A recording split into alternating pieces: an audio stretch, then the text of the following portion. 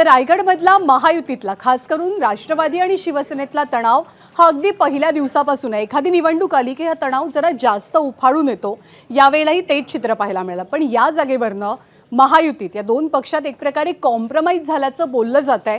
अनिकेत तटकरेंना उमेदवारी मिळाली आहे, त्यामुळे अदिती तटकरेंकडे असलेलं पालकमंत्रीपद हे गोगावलेंना दिलं जाईल अशी चर्चा आहे। पण या सगळ्या चर्चांसंदर्भात भरत गोगावले आणि सुनील तटकरे दोघांनी काय म्हटलंय ते सुद्धा पाहूया।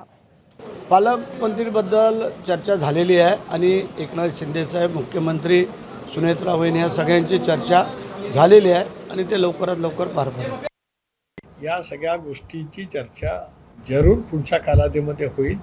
ती या निवडणुकीच्या पुरती सीमित नाही। मी ते सांगितलं की जवळपास गेले 1.5-2 वर्ष रायगड आणि नाशिक या दोन्ही जिल्ह्याचं पालकमंत्रीपद रिक्त आहे। त्या संदर्भातली चर्चा नक्की होईल। आता याच्यामुळे हे असं का, त्याच्यामुळे असं का, हा काय मुद्दा नाही। कारण आम्ही आता एनडीएमधून ज्यावेळेला काम करतो त्यावेळेला बारीक सारीक काही चर्चा असतात, त्या होतच असतात।